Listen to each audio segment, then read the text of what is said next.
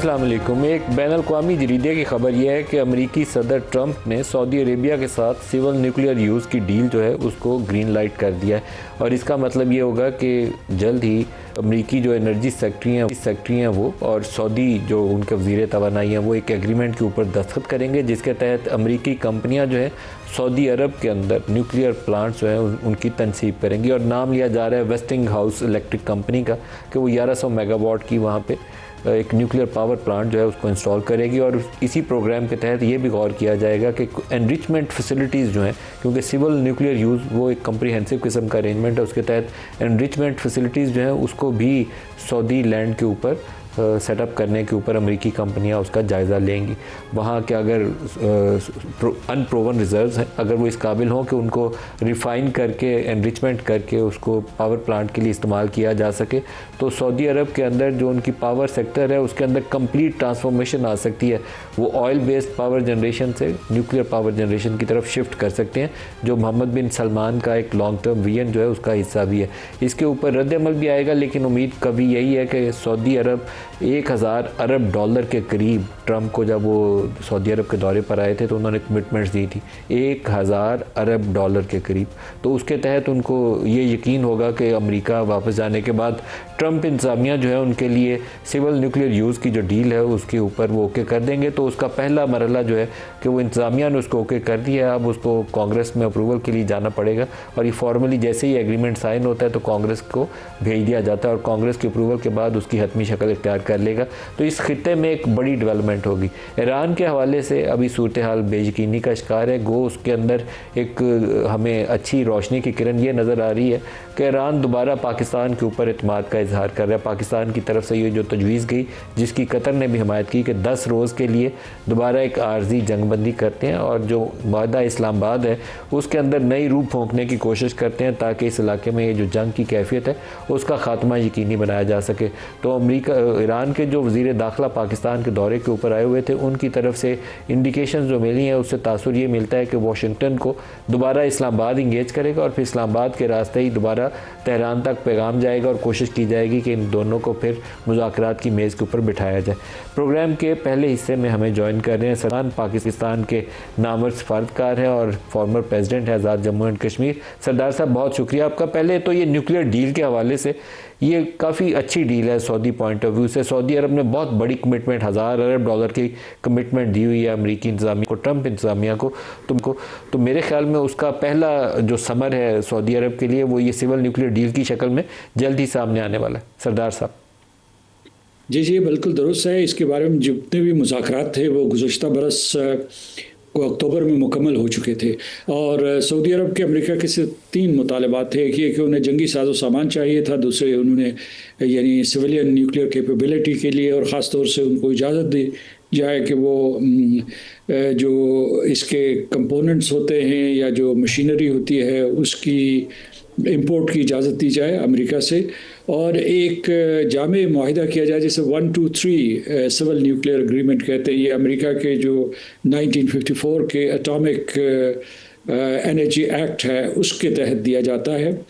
लेकिन इसमें जो अभी तक तफसीलात सामने आई हैं वो ये तय नहीं हुआ कि उसमें IAEA की सेफगार्ड्स होंगी या कोई वेरिफिकेशन मैकेनिज़्म होगा। ये सऊदी अरब का देरीना मुतालबा था कि अगर ये सहूलत जो है किसी न किसी तरीके से ईरान को हासिल है तो उन्हें भी हासिल होनी चाहिए।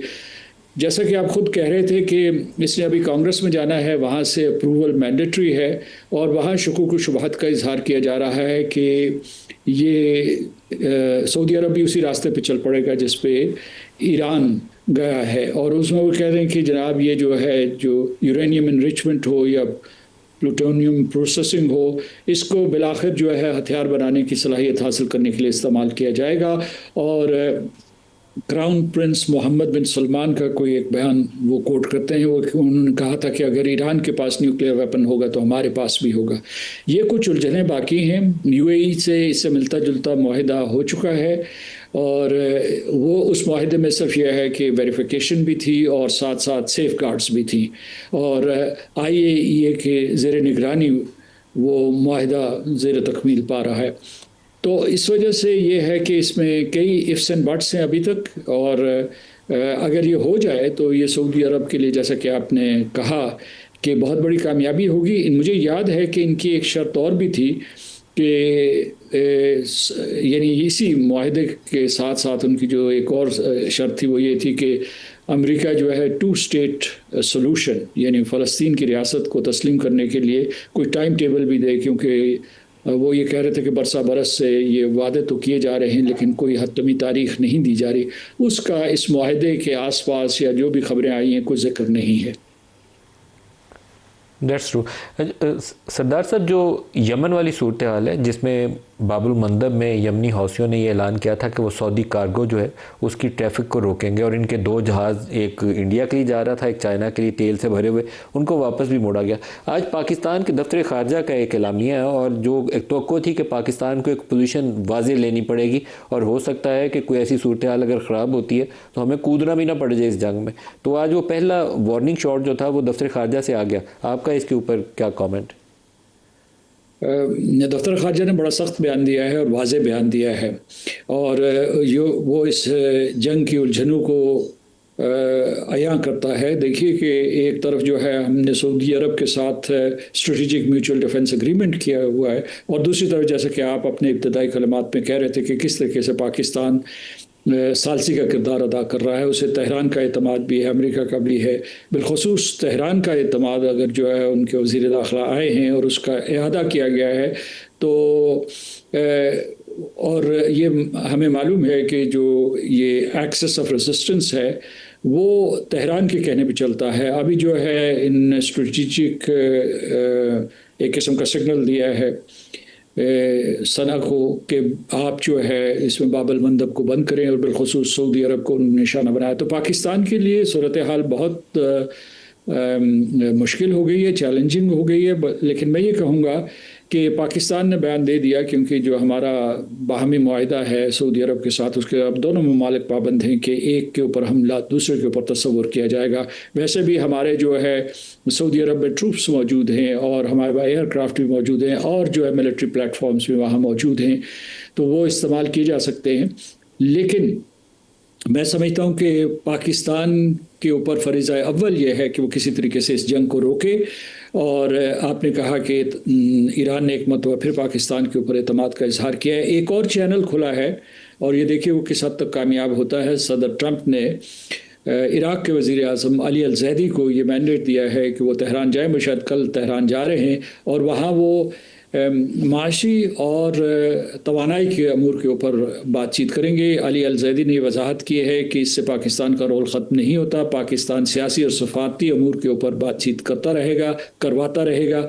लेकिन वो बिलखसूस जो आबना हरमुज से मुताल्लिक़ मामलात हैं या जो जहाज़ों की नक़्ल व हमल है यहाँ इस ख़ित्ते से, उसके बारे में गुफ्तगू करेंगे और फिर ये देखेंगे कि कोई जो माशी रास्ते भी निकाले जाएँ।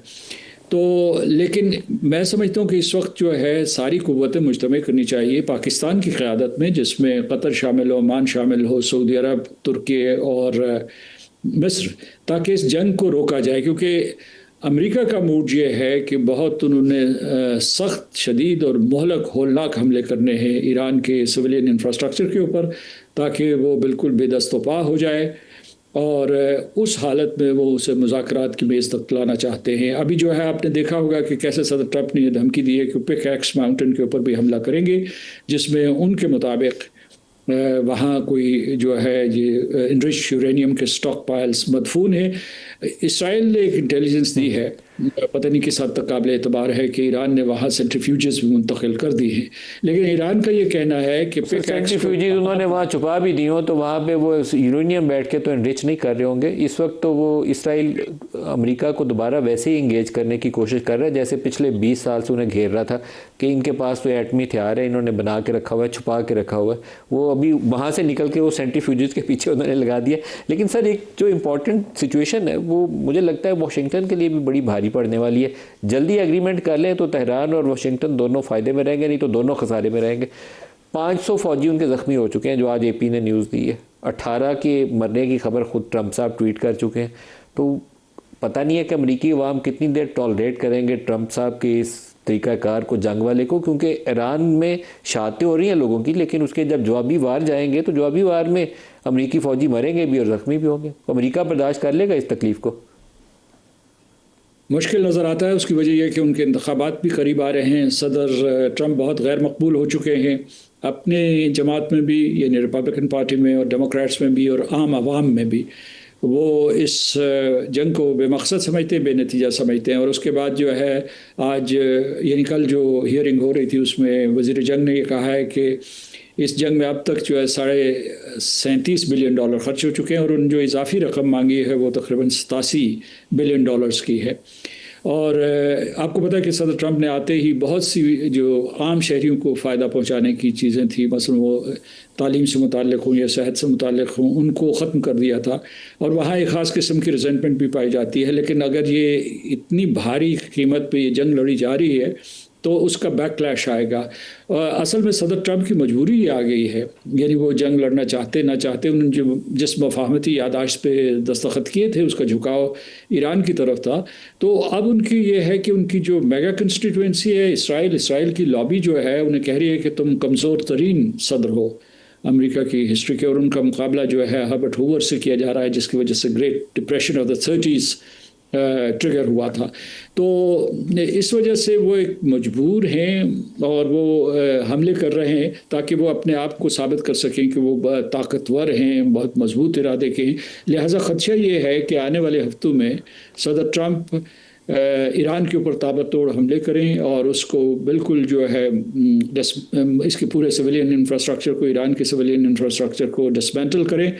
तो ये उनकी कोशिश है ताकि वो सर जो पीट हेग्सेट का किरदार है इस सारे मामले में सरदार मसूद साहब, उसके ऊपर भी चाहूँगा आप कमेंट करें। उनकी जो स्टेटमेंट मैं सुन रहा था ईरान के हवाले से जिसमें वो कहते हैं पीट हेग्सेट का, वजीर दिफा का, उनके सेक्रेटरी ऑफ वॉर का, सर उसमें वो जो ईरान के लिए जुमला इस्तेमाल करते हैं कि किसी क्रेजी इस्लामिस्ट को न्यूक्लियर हथियार नहीं रखने देंगे, तो मेरे जहन में पहला सवाल तो ये आता है कि जापान में आज तक दुनिया की तारीख में एक ही मुल्क ने न्यूक्लियर हथियार इस्तेमाल किया और उसका नाम अमेरिका है।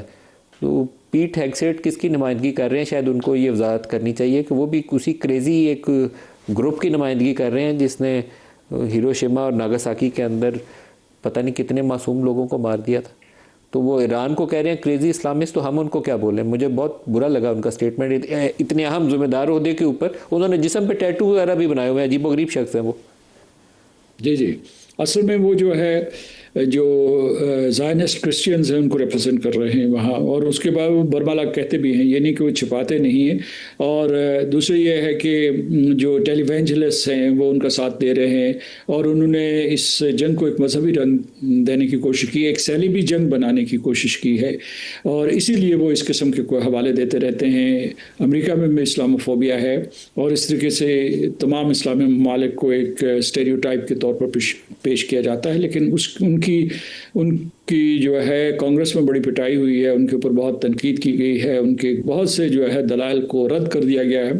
तो अगर आप देखें कि जो सदर ट्रंप की काबीना है दो हिस्सों में मुनक़सम है। एक जो है उसमें मार्को रूबियो हैं, वज़ीर जंग पीट हेग्सेट हैं और CIA के डायरेक्टर हैं। इन तीनों ने जो है मफाहमती यादाश्त के सिलसिले में अपने तहफ़्फ़ुज़ात का इजहार किया था। और दूसरी तरफ जो नायब सदर जेडी वैंस हैं और स्टीव विटकॉफ, जैरेड कुशनर और कुछ और काबीना के अरकान जो है, मेरा ख्याल में ट्रेजरी सेक्रेटरी भी शामिल होगा, ये सारे के सारे चाहते हैं कि किसी तरीके से जो है जंग ख़त्म हो, क्योंकि ये अमेरिका के लिए बहुत नुकसानदेह है। और दूसरी तरफ आपको पता है कि आपने कहा था कि इनको दोनों ममालिक को नुकसान होगा। ईरान को ये है कि उनकी जो अल्ट्रा हार्डलाइनर्स हैं उन्होंने भी जो है दबाव डाला हुआ है उनकी सियासी क़यादत के ऊपर और पासदारान इनकलाब ने भी, कि ये जंग आप ख़त्म नहीं करनी और इस तरीके से आपने हरमुज़ के ऊपर किसी किस्म का कंट्रोल आपने कमज़ोर नहीं करना। तो ये मैं किसी जगह गुफ्तगू करते हुए कह रहा था, अमेरिका में एक एक्सप्रेशन है कि दे आर प्लेइंग चिकन, के मतलब है दो तेज़ रफ्तार गाड़ियाँ एक दूसरे की तरफ बढ़ रही हैं और देखते हैं कि वो इंतज़ार कर रहे हैं कि कौन पहले आँख झपकाता है। ये सूरत हाल है। मेरा ख्याल है इस सफारतकारों की और जो मीडिएटर्स की जिम्मेदारियाँ और भी इस पूरे सिनारियो में बढ़ जाती हैं। दुरुस्त है सरदार मसूद खान साहब, बहुत शुक्रिया। आपने ब्रेक ले लें, ब्रेक से वापसी पे पाकिस्तान में ये पेट्रोलियम मसनूआत की जो एक क्राइसिस लाइक सिचुएशन है इसके ऊपर बात करेंगे। हमारे साथ रहिएगा।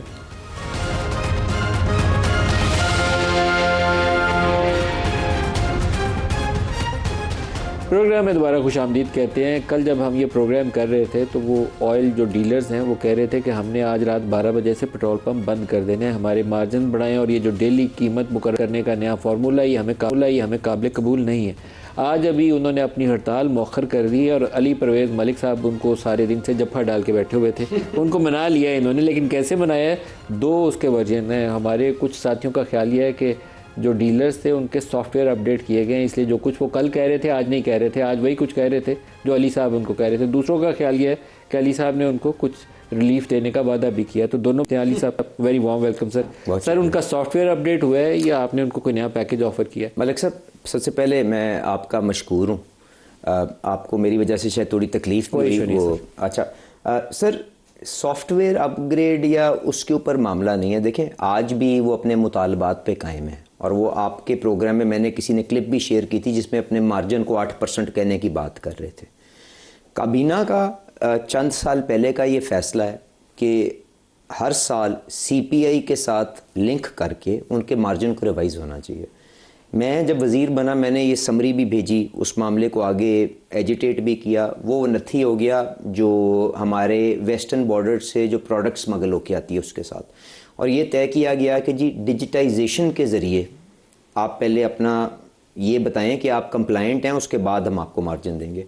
तो उन्होंने कहा ये बेपनाह पीछे ख़र्चों के अंदर बढ़ावा है, आप इसको अकोमोडेट करें। तो मैंने तो वो समरी पहले भी साइन की हुई है, तो उनसे मैंने तो यही वादा किया कि भाई मैं हफ्ते 2 के अंदर दोबारा ओगरा चेयरमैन के साथ बैठ के हम रीसबमिट फॉर कंसिडरेशन करेंगे और मैं भरपूर कोशिश करूंगा कि हम आपको वो आपका जायज़ हक दिलवा के रहें। अभी 8 रुपये 63 पैसे फील। जी सर, अब तो देखें आप रिवाइज करके कितना करना चाहते हैं? देखिए वो काबीना का फैसला 1 रुपये समथिंग हुआ है, 1 रुपया इंक्रीज करने का। जी जी 8 रुपये 63 पैसे की बजाय 9 रुपये 63 सर जी बिल्कुल। और वो कंज्यूमर जो आपका कॉस्ट है उसके अंदर बिल होगा ना, कोई ना आप अपनी जेब से देने ना मैं दे रहा हूँ, कंज्यूमर ने देना। तो उनको मैंने कहा कि इस वक्त कंज्यूमर तो अभी है ना सर। जी मैं वही कह रहा हूँ सर, मगर ये तो लार्जर कंज्यूमर आपकी जो पॉपुलेशन है देना है ना सर। तो मैंने उनको ये कहा कि इस वक्त जब ऑलरेडी इतनी तकलीफ है कि $110 से डीजल उठ के 10 जुलाई को तकरीबन मैं वो लेके आया, 7 जुलाई को आज $160 के ऊपर पहुंच गया, तो थोड़ी बर्दाश्त कर लें, मैं दोबारा आपके साथ बैठ के मामला हल कर लेंगे। तो उसके ऊपर उन्होंने यकीन दहानी करी। अच्छा उसके बाद दूसरी बात उन्होंने की कि जी ये जो रोज़ाना की बुनियाद पे आप कर रहे हैं इससे वॉलेटिलिटी बड़ी आ रही है। मैंने कहा सर आपने उसकी वर्किंग देखी है? वो वर्किंग तो उसकी 7 दिन की रोलिंग एवरेज पे है। अगर ये डेली होता तो इससे कहीं गुना ज़्यादा इसका वॉलेटिलिटी आ रही होती। इट इज़ जस्ट दैट कि रोलिंग बिना के ऊपर इसको आप अनाउंस कर रहे हैं डेली बेसिस के ऊपर, ताकि पेट्रोल पंप पे एक आम कंज्यूमर की तजलील ना हो। होता क्या था मलिक साहब ये 3 दिन आपने देखा कि जी बढ़ावा आ रहा है, बाबुल मंदब पे कुछ हो गया, स्ट्रेट ऑफ हॉर्मुज़ पे कुछ हो गया, तो आपने अपनी सेल रोक दी। जुमे को कंज्यूमर ख्वार होता रहा कि मुझे पेट्रोल कहीं से मिल जाए। उस मामले को ख़त्म करने के लिए हमने कहा डेली पे भी इश्यूज आएंगे सर। जिस दिन 5 रुपये आप कम करेंगे उस दिन वो हमें लाइनों पे लगा के रुसवा करेंगे, जिस दिन आप 10 रुपये बढ़ा देंगे उस दिन कहेंगे खुला तेल है ले जाओ। नहीं देखिए इसमें उनके भी मुतालबात हैं कि जी अच्छा उनका दूसरा मुतालबा क्या कि हमारी OMC के साथ जो अग्रीमेंट्स हुए हैं वो लॉपसाइडेड है। अब डीलर जो होता है वो OMC का एक फ्रेंचाइजी है, वो कहते हैं जी हमारी इस रिलेशनशिप को बैलेंस करवा के दें। वो इन मसाइल की तरफ हल करता है कि जी मैं पैसे भी दे देता हूँ, जब गिर रही होती है कीमत तो फौरी माल दे देते हैं, जब चढ़ रही होती है तो हमें अगले दिन की इनवॉइस करते हैं। तो ये चीज़ें कोई बहुत मुश्किल नहीं है हल करना सर। लेकिन मेरा एक सवाल है आपसे, 8 रुपये 63 पैसे का अगर हिसाब रखें तो बड़ी गाड़ी जो है वो एक वक्त में 45-50 लीटर भी पेट्रोल डल जाता है। तो इसका मतलब यह है कि मैं टैंक फुल कराऊँ तो तकरीबन 450 रुपये मेरे उस पेट्रोल की टैंकी में से उस पेट्रोल पंप वाले ने कमाने हैं, which is a very decent margin per car वो कमा रहा होगा। एंड इतना ही मार्जिन OMC का भी है। तो वो तो इन एडिशन टू दैट। जी मैं आपसे वही कह रहा हूं, आप पंप वाले को दे रहे हैं ना 450 रुपये, तो अगर आप 1 रुपया मजीद बढ़ा बिग कंसेशन फॉर देम, इसका मतलब है वो 50 रुपये मजीद मेरे से कमाएगा। सो पॉइंट ये है जो समझाने की बात की कि अगर आप डिजिटाइजेशन के जरिए जब ये डब्बा पंप्स जो बने हुए हैं जो चोरी का तेल बेचते हैं, जब इनके ऊपर आप क्रैक डाउन करेंगे सूबाई हुकूमतों के साथ मिलके, तो जो आपकी लीटरेज है, जो सेल है आपकी, वो एक ज़्यादा बड़ा नंबर होगी जिससे ये मल्टीप्लाई होगा और आपकी आमदनी बढ़ जाएगी। तो यही बात जो आप कह रहे हैं कि ये इतना बुरा नंबर नहीं है जिसके ऊपर आप बात करें, बिकॉज पर उनका एक मुतालबा था और 2-3 साल पहले ये हुकूमत ने फैसला भी किया है, तो हमने उसको कहा है कि जी हम आपका ये हल करवा के देंगे। आप अवाम जो ऑलरेडी तकलीफ के अंदर है उसके अंदर ये कितने पंप हैं जो चोरी का तेल बेचते हैं? सर ये तो 12-13 हज़ार पंप हैं, उसके अंदर क्योंकि डिजिटाइजेशन है ही नहीं आपके पास आपकी सर्वे क्या जाहिर करती है कितने पंप वो हैं जो चोरी का बेचते हैं, कितने लीगलाइज हैं? मैं आपको उसको एक छोटा सा आपको एक मिसाल दे देता हूँ। 10%, 20%? Sir I think it is substantial. मैं आपको बता दूं, इवन मोर देन 20%। सर मैं आपको आसान उसका नंबर बता देता हूँ ना। आप अपनी मंथली जो लेवी की कलेक्शन है उसको देख लें, जो तेल की डिमांड है वो तो इनइलास्टिक है ना। हमने जब कीमत 520 रुपए की भी डीजल गई, हमने देख लिया कि कोई ज़्यादा फर्क नहीं पड़ा, ठीक है। लेवी जो है महीने की वो 140 अरब से 90 अरब के दरमियान फ्लक्चुएट करती है। तो फर्क क्या है? यही वॉल्यूम है ना जी, और तो कोई नहीं है जिसके ऊपर लेवी नहीं। तो दैट शुड गिव यू कि कितना बड़ा मेनेस है। इसलिए ओगरा चेयरमैन को आज भी वजीर आजम ने जो मीटिंग की, उन्होंने कहा जो पूरा एंड टू एंड डिजिटाइजेशन देखें। लेकिन हुकूमत का क्या काम है? वो अगर वो 12,000 या 4,000 उसमें से पंप तेल चोरी का बेच रहे हो तो हुकूमत का है, फिर पकड़ ले उनको, बंद करें जाके। पकड़ते क्यों नहीं आप? पकड़े, अग्रीड तस्लीम कर लीजिए, पर उसका हल क्या है? कि तो 50 अरब आप लूज कर रहे होंगे ना petroleum development levy. Sir 100%, sir 100%। तो इसीलिए मैं आपसे बात कर रहा था कि उनको कहा गया है कि अगले हफ्ते देखें जो लीगल, अगले हफ्ते क्या करेंगे आप? मैं आपको बता रहा हूँ सर, जो लीगल मॉलिक्यूल है वो आपके पास 2 सोर्सेज से आता है, या रिफाइनरी देगी आपको रिफाइन करके, या इंपोर्टेड मॉलिक्यूल लाएंगे। वो वॉल्यूम आपके पास है। उसके बाद बीच में जो मर्जी हो, नोजल से जो डिस्पेंस हो रहा है उसका मॉलिक्यूल भी आपके पास मौजूद है, कितनी क्वांटिटी और बल्क में आपने डिपों से कितना भेजा वो भी आपके पास मौजूद है, ठीक है। इसको रिकंसाइल कर लें, आपको सामने पता चल जाएगा। तो अगले हफ्ते ओगरा चेयरमैन जो है वो प्राइम मिनिस्टर को पूरी एंड टू एंड डिजिटाइजेशन जो स्ट्रैटेजी है एनएलसी की मदद के साथ मिलकर, जिसमें लॉरियां हो चुकी हैं जीपीएस के साथ टैग, आपके डिपोज हो चुके हैं, ये पूरी चेन के ऊपर हर लॉरी पे एक जीपीएस होगा। जी बिल्कुल सर, वो तो आ गया हुआ है। वो ओगरा के आपको मैं किसी दिन कंट्रोल रूम में भेजता हूँ। लॉरीज को हम कर चुके हैं कि जो अब हर पंप पे लगाएंगे वो जीपीएस। सर नहीं, उसके अंदर देखें 2-3 चीजें टेक्नोलॉजिकल एडवांस। एक तो आप नोजल को डिजिटल कर दें, तो जितना लीटर निकलेगा आप उसको रिकंसाइल कर सकते हैं। फिर उसके बाद ऑटोमेटिक टैंक गेजिंग सिस्टम्स भी होते हैं जो आपको मीडियम टर्म में करने हैं, कि आपको बताना ही ना पड़े कि जी कि कितनी वॉल्यूम, ये जो हम डिपस्टिक निकाल के देखते हैं कितना लीटर टैंक में पड़ा कितना नहीं पड़ा, ये सारे टेक्नोलॉजिकल सॉल्यूशंस हैं। तो उनको डीलरों के साथ, ओएमसीज के साथ बैठ के आपको टेक्नोलॉजी के जरिए और मसाबकत सेक्टर में लाके डीरेगुलेट करके, ये तो लॉन्ग टर्म होगा ना सर, ये तो ओवरनाइट नहीं होगा। आप फौरी तौर पे क्या करेंगे? लॉन्ग टर्म है ये प्रोसेस जो आप बता रहे हैं, ये तो 2-3 साल लगेगा। देखें आपकी लॉरीज आपकी सारी हो गई हुई है टैग, आपकी सारी जो डिपोस के ऊपर है वॉल्यूम्स टैग्ड है, आपके पंप्स के ऊपर मैं आपको मिसाल देता हूँ, गनवर के और शेल के सारे पंप डिजिटल नोजल्स हैं। पीएसओ के पास 80% कवरेज है, पूमा एक कंपनी है उसके 100% है। आप तफरीक करें, यही कॉन्सेप्ट था ना कि मार्जिन को लिंक करना डिजिटाइजेशन के साथ for good behaviour and bad behaviour, डंडे से हर काम ना करवाएं। तो इसको स्ट्रीमलाइन करके जो रोल आउट प्रोग्राम है मार्जिन्स के जरिए, इंसेंटिव्स के जरिए, कैरेट एंड स्टिक के जरिए, ये अगले हफ्ते प्राइम मिनिस्टर साहब उसके ऊपर पूरी प्रेजेंटेशन लेके, ओगरा चेयरमैन के ये जिम्मे काम लगा हुआ है, वो आके आपको इन मंथ्स, नॉट क्या कहते हैं ईयर्स, आपको इसका हल देंगे। स्मगल्ड ऑयल कितना आ रहा है ईरान से? सर मैंने आपको पीएल के ऊपर यही देखें, ईरान का जो मामला है मलिक साहब, ईरान के पास खाम तेल भरपूर है, उनके पास रिफाइंड प्रोडक्ट जो है उसकी किल्लत है। पेट्रोल वो खुद भी इंपोर्ट करते हैं, डीजल पीक सीजन के अंदर इंपोर्ट करते हैं, अदरवाइज उनके पास मकामी तौर पे मौजूद है क्योंकि उनकी रिफाइनिंग में इन्वेस्टमेंट नहीं हुई।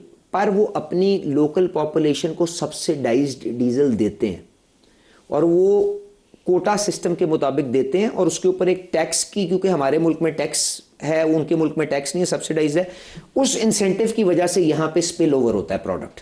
कितना हो रहा है? सर मैंने आपको बता दिया ना, ये तो 30-40% की वॉल्यूम स्विंग करती है। अगर आपका 140 अरब की लेवी महीने की है जो 90 पे चली जाती है तो 30% नहीं, बट अब उसके ऊपर सारी रियासत ने जोर लगाया है, तो अब खत्म करके वो मेरे ख्याल से 5-10% के ऊपर आ गई हुई है। पहले तो देखें वो जो सूरत हाल खिते की जो बनती है, जो बॉर्डर की सिचुएशन बनती है, उसके बाद ही मामला ही आगे चलता है ना जी। तो अब सारे जोर लगा के उसको रोका हुआ है, उसको अपनी आप जो निज़ाम है उसको बेहतर करके डिजिटल मॉलिक्यूल को, सर ये आपने एक बड़े टैंक से इसमें 1 लीटर डाला है, इसको आपने आगे छोटे में डाला तो मॉलिक्यूल तो 1 लीटर ही होना चाहिए ना, चाहे आप 4 गिलासों में बांट दें। You have to just reconcile and digitise this chain जिसके ऊपर काम हो रहा है। सर जो आप तेल और गैस बाहर से खरीदते हैं, अभी सूरत हाल दोबारा ख़राब हो रही है, बाबुल मंदब वाली सूरत हाल भी ख़राब हो रही, तो आपके पास ऐसी गारंटीड सप्लाईज मौजूद हैं जो इंश्योर कर सकें कि उनको मसला नहीं होगा पाकिस्तान को? अच्छा, ये जो बाबुल मंदब वाली जो खबर जब आई तो आज मार्केट क्या कहते हैं, तकरीबन डीजल की $10 ऊपर चलेगी, खाम तेल $90 पे पहुंच गया दुबई, पेट्रोल $116 के ऊपर चला गया। वैसे तो बहुत बड़ा चैलेंज है, मार्केट इसमें समझ रही है कि शायद आपको खाम तेल मिलेगा ही नहीं। तो इस सूरत हाल को देखते हुए वज़ीर आज़म साहब ने 11-12 दिन का तो खाम तेल यहाँ पे मकामी तौर पे मौजूद है, और हमने outside the Babul मंदक, outside the हुरमुज़ एक अच्छी क्वांटिटी बुक करके रखी हुई है। बट हुरमुज़ से भी बाहर जी, बाबुल मंदब से भी बाहर जी। तो हमने इस काम स्ट्रेटजी पे किया हुआ था। वज़ीर आज़म साहब अगर कोई गड़बड़ होती है तो हम उन्हें बोलेंगे वो तेल आ जाएगा जी, तो शॉर्टेज नहीं होगी। हमने ये इंतज़ाम वज़ीर आज़म साहब ने इसको 1 महीने से काम शुरू किया हुआ था। ये फील्ड मार्शल साहब और NLC और उनकी टीम भी सपोर्ट दे रही थी। तो मैं आपसे बात करूँ, आउटसाइड दी हुरमुज़, आउटसाइड दी बाबुल मंदक, हमारे पास 1 महीने से ज़्यादा की कवरेज मौजूद है। वो हमारे पास है नहीं, बट वो उन सोर्सेज से आ जाएगी। एंड जो कंटिजेंसी प्लानिंग है कि आपने वेस्ट अफ्रीका, बोनी लाइट वहाँ पे नाइजीरिया का क्रूड है, लिबिया का सहारा क्रूड है, अंगोला के पास क्रूड है, अमेरिका से आपकी वॉल्यूम्स आ रही है, उनको भी आपने फ्लो करवाना आहिस्ता आहिस्ता, उनका प्रूफ ऑफ कॉन्सेप्ट करना शुरू कर दिया। बड़े बड़े ट्रेडर्स जो हैं, विटॉल्व के जो एशिया के हेड के साथ आज मुलाकात हुई है, उनके साथ भी हमने बैकअप्स बिल्ड करना शुरू कर दिए। बिकॉज मलिक साहब, मसला ये नहीं है कि हमारे पास आज मॉलिक्यूल है कि नहीं है, मसला ये है कि ये कितनी देर स्ट्रेच करता है। आपने कहा 11-12 दिन हमारे पास रिजर्व है, यही कुछ आपने बोला है। वो पेट्रोल के हैं या डीजल? खाम तेल की मैं बात, खाम तेल, रॉ क्रूड जी। रिफाइंड प्रोडक्ट तो ज्यादा है, रिफाइंड ज्यादा है। मैं तो क्रूड जो है हमारे पास 12 दिन का है, 12 दिन का पाकिस्तान के अपने सरहदों के ऊपर मौजूद है। बिल्कुल 12 दिन हमारे पास है जो हमारी रिफाइनरी। और आउटसाइड दी हुरमुस जो हमारे खाम तेल के सौदे हो चुके हुए हैं वो 20 दिन से ज्यादा के, 20 दिन से ज्यादा के सौदे हो चुके। Outside the Hormuz, outside the बाबुल मंदब। और ये दोनों अगर सूरत हाल खराब भी हो, जंग वाली अल्लाह ना करे सूरत हाल बिगड़ती भी है, तो हमारे पास गारंटीड सप्लाईज हैं जो आ गारंटीड तो कुछ भी नहीं है आजकल के माहौल में कि वो जहाज हमारा रास्ता बंद कर दें कुछ और हो, but they are not affected by Bab el Mandeb situation और द स्ट्रेट ऑफ हॉर्मुज, क्योंकि इसके ऊपर तैयारी पहले की हुई थी, पहले से की हुई। आप कोई इसके अलावा ऐसा कोई लॉन्ग टर्म प्लान भी ज़हन में है, कोई रूस वाला, कोई और कि हम ये फंस जाते हैं यूएई से भी? देखिए इस वक्त एक तो ये है कि रूस तो खुद इंपोर्ट कर रहा है, उनके ऊपर तो जो कॉन्फ्लिक्ट के साथ सिचुएशन बनी हुई है। असल जो इसका हल है ना जी, वो है इंडिजनाइजेशन, कि क्या आपके पास ईंधन की ये मकामी तौर पे उसकी तलाश के लिए क्या आप अपनी एक्टिविटीज़ किस तरह से बढ़ा रहे हैं और अपनी एनर्जी सिक्योरिटी को किस तरह से काम कर रहे हैं। देखें इस साल 20 साल के बाद अभी तुर्किया वज़ीर आज़म साहब गए, मैंने आपके पिछले शो में भी कहा, टर्किश पेट्रोलियम का साइज़मिक वेसल ऑफशोर अपनी जो सारी साइज़मिक एक्टिविटी के लिए आ रहा है, उनका वजीर यहाँ पे आएगा। हम वो काम 20 साल के बाद शुरू कर रहे हैं। किस ब्लॉक में वो exploration? Indus block C. Indus block C में जी। उसके ऊपर जहाँ केकड़ा 2 था सेम ब्लॉक है? ये डिफरेंट ब्लॉक है सर। ये इसके ऊपर अक्टूबर के अंदर साइज़मिक वेसल आ रहा है, वीज़ा शीज़ा 150 बंदों के हमने टर्किश दे दिए हैं। ड्रिलिंग वेसल अगले 6 महीने के बाद आ जाएगा जब साइज़मिक हम डेटा एक्वायर। ये $150-200 मिलियन का कुआं है, वो हमारे साथ ऑन शोर भी कुओं की तलाश के अंदर मदद करेंगे। देखें तवानाई, whether it is liquid fuel और गैस, उसका कॉम्बिनेशन बना के आपने अपने मुल्क को एनर्जाइज कैसे करना है, एनर्जी ट्रांजिशन किस तरह करनी है, फॉसिल फ्यूल पे कितना जाना है, इलेक्ट्रिफिकेशन पे कितना जाना है, ये आपको you have to revisit the entire energy security architecture. Ali Sahab ये कहते हैं कि हमारी ये जो खुशदार और कोल्लू वाली बेल्ट है इसमें बहुत ज़्यादा रिजर्व्स हैं हमारे पास, कुछ ऐसी रिपोर्ट्स हैं जो साइंटिफिकली प्रूवन? मैं आपको बता देता हूँ जी, वो बिल्कुल, एक तो जो हमारी ट्राइबल बेल्ट है ना, नॉर्थ वजीरिस्तान वगैरह, वो अनफॉर्चुनेटली वहाँ पे टोची रिवर के अंदर आज सैलाब आया हुआ है, जिसकी वजह से हमारी 100 MMCFD की लाइन जो है वो रप्चर हो गई है, जिसकी वजह से सप्लाई सस्पेंड हुई है। वहाँ पे 100 MMCFD के अगर हम सिक्योरिटी सिचुएशन को देख के हम वहाँ पे स्पेशल कोई फोर्स रेस करके एक्टिविटी करें तो नॉर्थ वजीरिस्तान जो ब्लॉक है उसी से आपका 100 MMCFD और आ सकती है। ये सरूना जो है खुशदार वगैरह के पास ब्लॉक, उसके अंदर बहुत आपके पास गैस के ज़खायर की, खुशदार में गैस के ज़खायर, जिन ब्लॉक आपका है वहाँ पे बहुत से ज़खायर हैं। वो सिक्योरिटी सिचुएशन को देखते हुए अगर हम मकामी, ये जो मैं आपसे इंडिजिनाइजेशन और एनर्जी सिक्योरिटी की ड्राइव की बात कर रहा हूँ, अगर आप इसके ऊपर पेशरफ्त करें ना, this is the only sure short way कि आप अपनी मकामी ईंधन के ज़रिए सस्ती तवानाई अपनी आवाम को मुहैया कर सकें। तो इसको 20-20 साल के बाद आज शहबाज शरीफ साहब उसको दोबारा रीस्टार्ट कर रहे हैं। खुशदार में जाके लोगों की कुछ अपलिफ्ट के लिए प्लान करें, वहाँ सिक्योरिटी सिचुएशन भी बेहतर होगी, वहाँ पे काम मलिक साहब, ना मुझे प्लान करने की ज़रूरत है ना किसी और को। जो पेट्रोलियम पॉलिसीज़ हमने बनाई है ना, उसके अंदर कंपनियों को पाबंद कर दिया, बट स्टिल हमें उससे भी ज़्यादा करना चाहिए, अग्रीड। पर वहाँ पे जो ओवरऑल जो लार्जर सिचुएशन है, आई थिंक वो डायलॉग एंड वो जो शरारती अंसर उसके अंदर इन्वॉल्व हो गए हैं, उनको आइसोलेट करना और उसमें कितना काइनेटिक एक्शन करना है, कितना आपने ये दिलों के जो लड़ाई है उसको विन ओवर करना है आवाम को, it will be a combination and highest level of leadership के ऊपर उसमें एंगेजमेंट हो रही है। और ये स्ट्रेट ऑफ हॉर्मुज़ का जो क्राइसिस है, इसने इस चीज़ की अहमियत को मैग्नीफाई किया, रिड्यूस नहीं किया। दुरुस्त है सर। हमारे प्रोड्यूसर साहब का ख्याल है कि आपकी तरफ से एक एश्योरेंस आ जाए कि पेट्रोल की कोई शॉर्टेज नहीं होगी, पंप आज रात खुले रहे होंगे। लास्ट क्वेश्चन है सर, मेरे से आप क्यों एश्योरेंस चाहते हैं?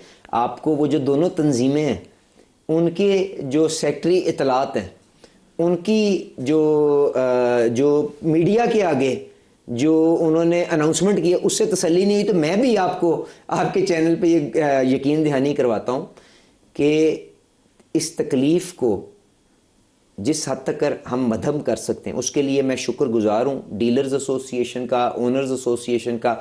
उन्होंने मेरी दरख्वास्त के ऊपर हड़ताल को अपने मौखिर किया। हम अगले 2 हफ्तों के अंदर उनके जो मार्जिन के ऊपर जो मामलात हैं उनके ऊपर सिफारिशात अपनी जमा करवा के उनका हक उनको दिलवाने की कोशिश करेंगे। और बाकी की जो चीज़ें OMC के साथ उनके मामलात, बाकी जो मामलात हैं उनके ऊपर हम और ओगरा और पेट्रोलियम डिवीज़न उनसे इंगेज करके जो जायज़ होगा उसके ऊपर मामले को आगे चलाएंगे। सर हक उनको उतना ही दिलवाइएगा जिससे कंज्यूमर का हक ना मारा जाए। कल वो कह रहे थे हमें बचता कुछ नहीं है, मैंने कहा मुझे लगता है हम गाड़ियों में पेट्रोल डलवाते हैं तो हमारी जेब में कुछ नहीं बचता, तो कुछ खुदा का खौफ है। और यकीन माने मुझे भी अब ये बताते हुए भी परेशानी है कि मैं भी आवाम को बताऊं कि भाई ये जो कीमत का बढ़ावा है ये फ्लैट्स का, हमने तो शीटें लगा दी हैं पूरे डिस्क्लोजर। मलिक साहब ये देखें, इससे बेहतर हम कुछ कर सकते थे। अब आज उर्दू की ज़बान में वज़ीर आज़म साहब ने फैसला किया कि ओगरा की साइट के ऊपर जो डेली मूवमेंट आती है अब $10 बढ़ रहा है, इसमें मेरा तो कोई लेना देना नहीं है ना। ये आप आवाम की शीटें रिलीज़ करें ताकि वो खुद देखें। और आप जैसे लोग जो अल्लाह ताला ने जिनको फ़हम दी है, जिनको इंटेलिजेंस दी है, अकल फ़हम दी है, वो बहस करें कि जी क्या इस बिल्डअप के अंदर कोई नाजायज़ है कि नहीं है, जिस तरह आप आज कर रहे हैं। जब ये गुफ्तगू इस मुल्क में शुरू हो जाएगी ना बनिस्बत इसके कि जी पीछे तेल कितने का हो गया, उसको ना होने दें, वो तो कोई भी नहीं रोक सकता। तो इस मुल्क के अंदर जो मसाइल हैं वो हल होना शुरू हो इंशाल्लाह। अली परवेज़ मलिक साहब, वफाकी वज़ीर पेट्रोलियम, बहुत शुक्रिया आपने हमें ज्वाइन किया। आज के प्रोग्राम से इतना इजाज़त दीजिए। अल्लाह हाफ़िज़।